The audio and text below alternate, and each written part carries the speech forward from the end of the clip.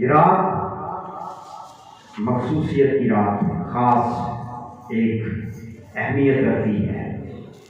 हम खुदावंद का शुक्र करते हैं इस रात के लिए। और मुख्तलिफ ममालिक में कहा जाता है कि लोग इस रात में अपनी छतों पर जाकर वो उन दियों को, जो दिए जलाए जाते हैं पुराने वक्तों में, हम देखते हैं कि लोग घरों में, जब इतना जदीद दौर नहीं था तो रात को दिए घरों में जलाए जाते हैं और कैंडल्स जलाई जाती हैं। कैंडल या दिया जलाना रोशनी की अलामत है। और ये रात पूरी दुनिया में एक खास अहमियत की हामिल है। नूर की निशानी है कि दुनिया में नूर आया, और ये नूर कोई आम नूर नहीं है। हमने कलाम सुना इस बार को, और मैंने इस बात पर आपको बताया था कि ज़करिया ने जब हैकल में बाखूर जलाने के लिए गया तो फरिश्ता उस पर ज़ाहिर हुआ और उसने उसे पैगाम दिया कि तेरे बेटा होगा, तो उसका नाम क्या रखना? यूहन्ना रखना। फरिश्ते ने मुकद्दसा मरियम से कहा था कि तू उसका नाम यीशु रखना, लेकिन ज़करिया को क्या कहा था? उसका नाम यूहन्ना रखना, क्योंकि वो बेऔलाद थे। वो काहिन था, उसकी बीवी का नाम अलिशबा था, और वो कहानत का भी फरीज़ा सरअंजाम देने के लिए जब हैकल में गया तो खुदा का ये मंसूबा था कि खुदा उस खानदान के वसीले से एक ऐसे नबी को बर्पा करे जिसकी पेश हुई तकरीबन यीशु मसीह की पैदाइश से 700 साल पहले की गई, और यशायाह के सहीफे में की गई, और यशायाह के 40वें बाब में रकम है कि उसकी राह तैयार करो, बियाबान में पुकारने वाले की आवाज आती है। और ज़करिया के खानदान में खुदा ने यूहन्ना को पैदा किया जो यीशु की गवाही के लिए था। और हम देखते हैं कि आज की रात हमारा मुनज्जी खुदावंद यीशु मसीह पैदा हुआ, और तकरीबन आखिरी नबी जो है पुराने अहदनामे का, मलाकी, और उस नबी के बाद फिर याद रखिए 400 साल खामोश दौर है। इन 400 सालों में खुदा ने कोई रोया नहीं दिया, कोई नबी बर्पा नहीं हुआ, कोई ख्वाब नहीं, कोई कलाम नहीं दिया गया। खामोश दौर है। और इसी खामोश दौर में याद रखें, मैंने आपको बताया था कि यहूदी रबियों ने उन रवायतों को लिखा जिसे अपाक्रिफा की किताबें या तालमुद की किताब कहा जाता है। और ये वो किताबें हैं जिन्हें यहूदी मानते हैं, इन रवायतों पर अमल करते हैं, कलाम पर कम अमल करते हैं और रवायतों पर ज्यादा। खुदावंद यीशु मसीह ने इसलिए कहा कि तुम रवायतों पर तो अमल करते हो, बुजुर्गों की रवायतों पर जो 400 साल खामोश दौर में लिखी गई, लेकिन खुदा के कलाम पर अमल नहीं करते। तो इस तरह हम देखते हैं कि अचानक से 400 साल के बाद फिर क्या होता है? एक नबी बर्पा होता है, और 400 साल के बाद पहली बार फरिश्ता ज़करिया पर हैकल में जाहिर हुआ। उसके बाद फिर हम देखते हैं कि फरिश्ता मुकद्दसा मरियम पर जाहिर हुआ। मुकद्दसा मरियम के पास वो पैगाम लेकर आया कि तेरे बेटा होगा और तू उसका नाम यीशु रखना, क्योंकि वही अपने लोगों को उनके गुनाहों से नजात देगा। और फिर हम देखते हैं कि अभी जो आपकी खिदमत में मतन तलावत किया गया, ये बड़ा खूबसूरत मतन है। जब मैं इसे सुनता हूँ या पढ़ता हूँ, अभी उस्मान ने तलावत किया तो मैंने बड़े आराम से इसे सुना, और जब मैं इसको सुन रहा था तो ये आवाज जो कलाम की आवाज थी, मैं इससे बड़ा मुस्तफिर हो रहा था, बड़ी बरकत पा रहा था, बड़ा ताजा हो रहा था। और चंद आयत आपकी खिदमत में तिलावत करना चाहता हूँ। उसी इलाके में चरवाहे थे। मैं चाहता हूँ कि आप चंद लम्हात के लिए बड़े गौर से अपने ध्यान को, अपनी तवज्जो को पूरे तौर पर कलाम की तरफ लगाएं और गौर से इन अल्फाजों को सुने। आप अपनी रूह में बरकत महसूस करेंगे, आप अपनी रूह में ताजगी महसूस करेंगे, आप अपनी रूह में उस कुदरत को जो खुदा ने उन चरवाहों को दी वो महसूस करेंगे। और हम देखते हैं कि यहाँ पर चरवाहों का रद्द-ए-अमल और फरिश्तेगान की तरफ से गीत और फरिश्ते का पैगाम लिखा है। बड़े ध्यान से सुने। उसी इलाके में चरवाहे थे जो रात को मैदान में रहकर अपने गले की निगहबानी कर रहे थे, और खुदावंद का फरिश्ता उनके पास आ खड़ा हुआ, और खुदावंद का जलाल उनके चौगिर्द चमका, और वो नहाए डर गए। मगर फरिश्ते ने उनसे कहा, डरो मत, देखो मैं तुम्हें बड़ी खुशी की बिशारत देता हूं जो सारी उम्मत के वास्ते होगी कि आज दाऊद के शहर में तुम्हारे लिए मुनज्जी पैदा हुआ है, यानी मसीह खुदावंद, और इसका तुम्हारे लिए भी निशान है कि तुम एक बच्चे को कपड़े में लिपटा और चरनी में पड़ा हुआ पाओगे। बड़ा खूबसूरत पैगाम है उस पहली रात में। और यहां पर लिखा है कि वो चरवाहे डर गए। क्यों डरे? क्योंकि 400 साल के बाद खुदा फरिश्ते के वसीले से उन चरवाहों का जाहिर हुआ है। हमने देखा कि जकरिया भी हैकल में जब वो कहानत का फरीजा सरंजाम दे रहा था डर गया।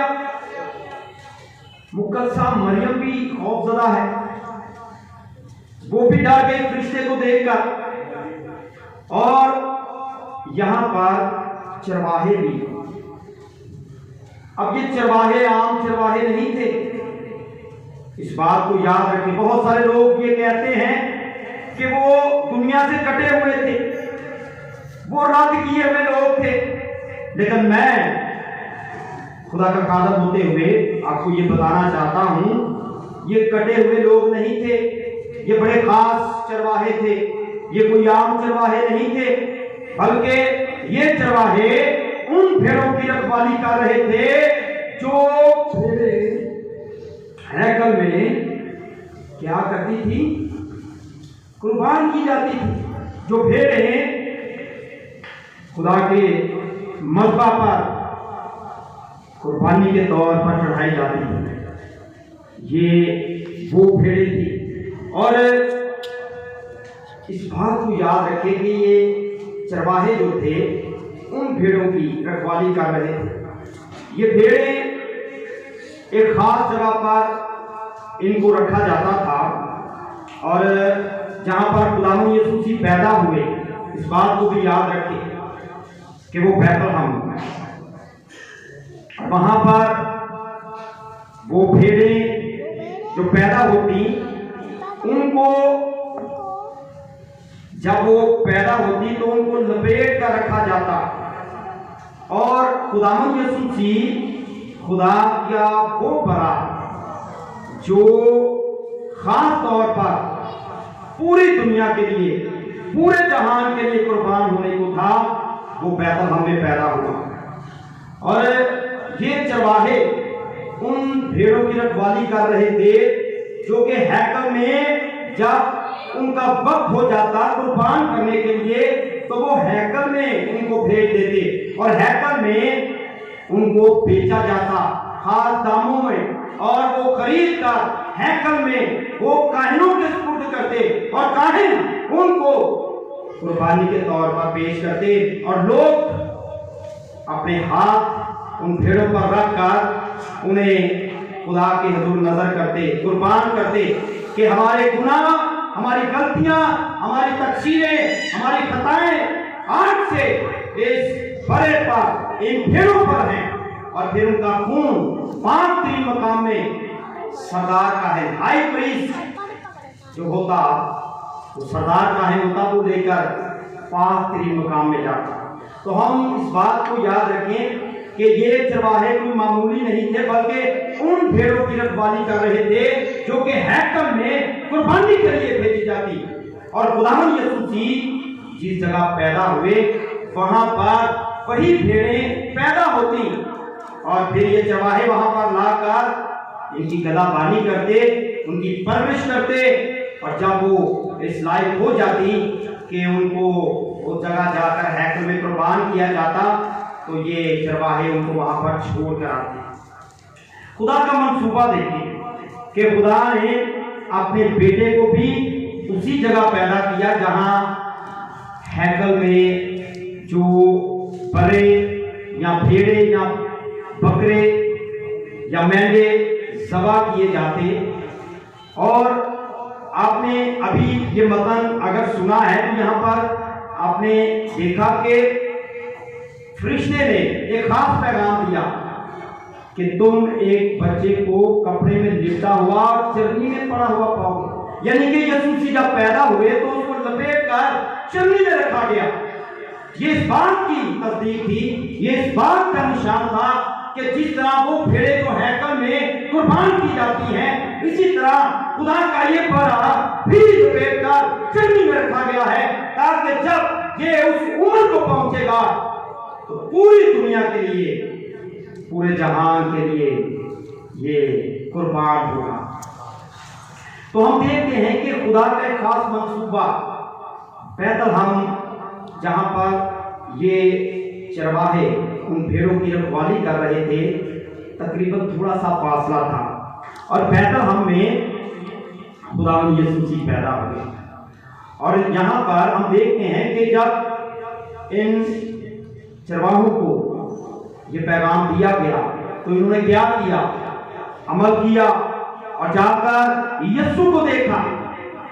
हम आज इस रात में इस बात को देखें कि आज हम उसके घर में हैं, आज हम यीशु को देखने के लिए आए हैं, उससे मुलाकात करने के लिए आए हैं। आप देखें कि चरवाहों ने जब पैगाम सुना, सफर किया, उन्होंने यकीन किया कि आज दाऊद के शहर में हमारे लिए, पूरी दुनिया के लिए, पूरे जहान के लिए एक मुनज्जी पैदा हुआ है और वो खुदावंद यीशु है। तो आज हम इस बात पर ईमान रखते हैं, यकीन रखते हैं, ईमान और एतकाद रखते हैं कि हमारा मुनज्जी आज की रात पैदा हुआ। और आज ये रात बड़ी खूबसूरत रात है, बड़ी मुकद्दस रात है, बड़ा खूबसूरत गीत है। सियाकुल के मैंने गीतों की किताब में कितनी प्यारी मुकद्दस हसीन रात है। ये रात हमें याद दिलाती है कि हमारा खुदावंद यीशु, हमारा मुनज्जी पैदा हुआ। आज की रात हम उसे देखने आए हैं, उससे मुलाकात करने के लिए आए हैं। तो फिर हम मुकम्मल तौर पर अपने दिल की आंखें खोलें और उस मुनज्जी को, खुदावंद यीशु को देखें। हम आज पूरी रात देखेंगे कि पूरी दुनिया में इबादत का इनकार होगा, लोग गीत गाएंगे, लोग कलाम सुनेंगे। हम देखते हैं कि हमारे इस खित्ते में जिस जगह हम रहते हैं गुजरावाला में, शायद और भी शहरों में ये रिवाज हो कि रात को लोग क्वायर की सूरत में मुख्तलिफ जगहों पर जाकर गीत गाते हैं। ये एक ऐलान है, ये एक इश्तिहार है, ये एक ढिंढोरा है कि हमारा मुनज्जी, हमारा खुदावंद, हमारा यीशु इस दुनिया में आया इंसान बनकर।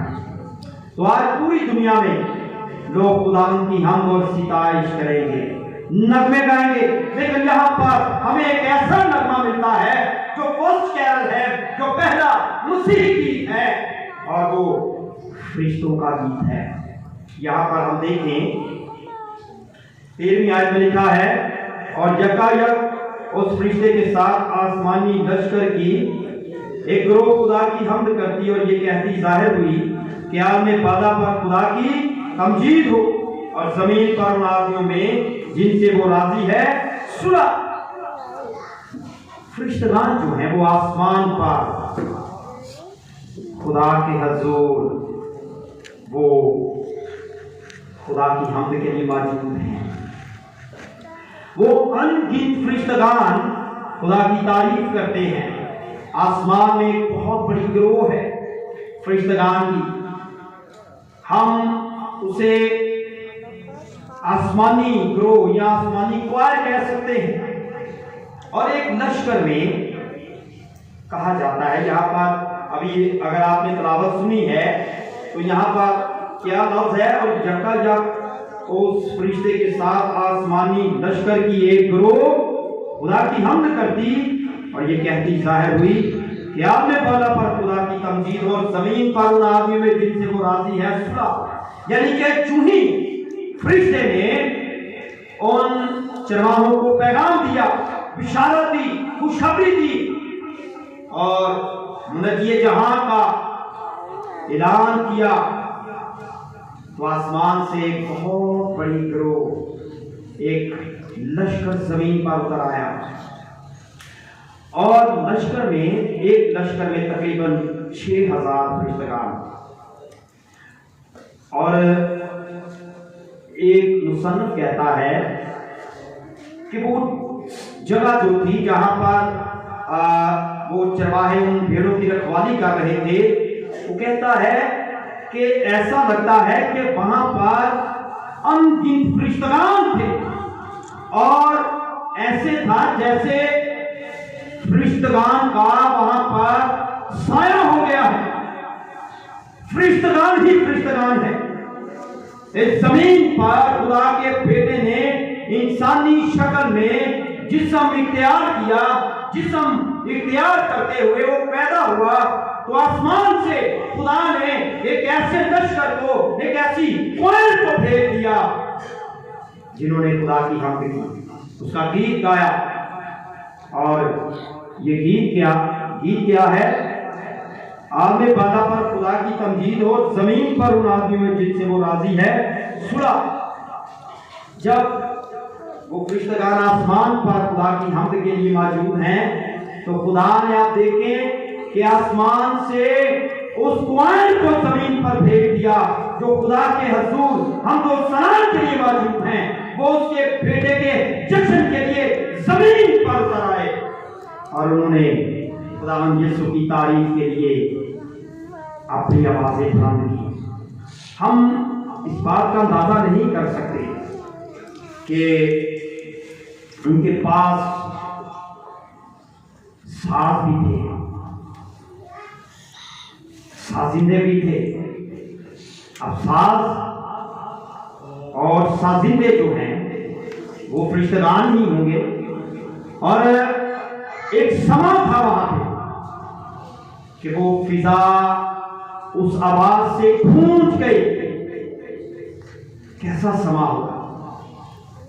वो पहला कैरल, पहला मसीही गीत जो यीशु के लिए गाया गया, वो फरिश्तों ने गाया। तो आज हम भी यहाँ पर जमा हैं कि हम भी अपनी आवाज़ों को उस जिंदा मसीह के लिए बुलंद करें। और ऐसी आवाजें हो जिनमें इतनी ताकत हो, इतना जोर हो, इतना इख्तियार हो, इतनी बरकत हो कि आप उसके वसीले से एक दूसरे के लिए बरकत का सबब हो। उस आवाज में इतना जोर हो, इतनी ताकत हो कि फिजा को चीरती हुई हाल में बाला पर खुदा को मसरूर करें। और हम जमीन पर उसके बेटे के जन्मदिन का जश्न मना रहे हैं, तो आसमान पर जब ये आवाजें आदमी बाला तक पहुंचेगी तो आप देखेंगे खुदा कितना खुश होगा कि हम उसके बेटे के जश्न को मनाने के लिए हम भी दिलो जान से खुदावंद की हमद के लिए अपनी आवाजें बुलंद किए हुए हैं। हम जब अपनी आवाजें बुलंद करते हैं तो इस बात का ध्यान रखें कि खुदा का बेटा यीशु जी फरमाता है कि बाप ऐसे परस्तार ढूंढता है जो रूह और सच्चाई से उसकी परस्तिश करे।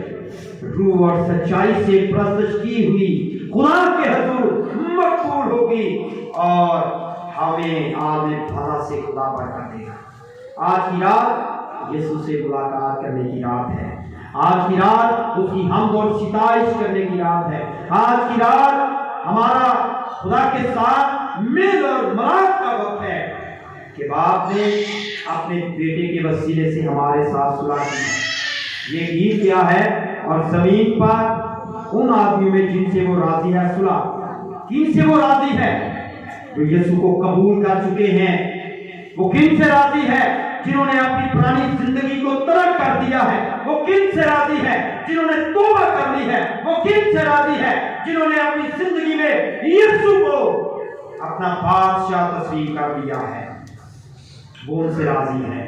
तो आज खुदा को राजी करने का दिन है, राजी करने की रात है, राजी करने का वक्त है। तो हम आज अपनी जिंदगी पर गौर करें कि हम अगर खुदा को राजी करना चाहते हैं, उसे सुलह करना चाहते हैं, तो फिर हम अपने मुनज्जी खुदावंद यीशु से मुलाकात करें और उसको पहन ले और वैसा ही मिजाज रखें जैसा मसीह यीशु का था, ताकि हमारे नेक कामों को देखकर लोग खुदा की जो आसमान पर है उसकी तमजीद करें। खुदावंद हमें इस ख्याल के वसीले से बरकत दे। आप सबको ये क्रिसमस मुबारक हो। राम के प्यार के लिए हमारा दुनिया में पैदा हुआ। Hallelujah, praise God. अभी हम दुआ करेंगे, पाकलाम की शुक्रगुजारी करेंगे, अपने सर को झुकाएंगे। सब सर खुदा के हुजूर झुक जाएं, अपनी आंखें बंद करें। सबके सर खुदा सब अपने सर को झुकाएं और सब सर खुदा के हुजूर झुक जाएं। चौधरी पाल साहब इस दुआ में हाजिर होंगे।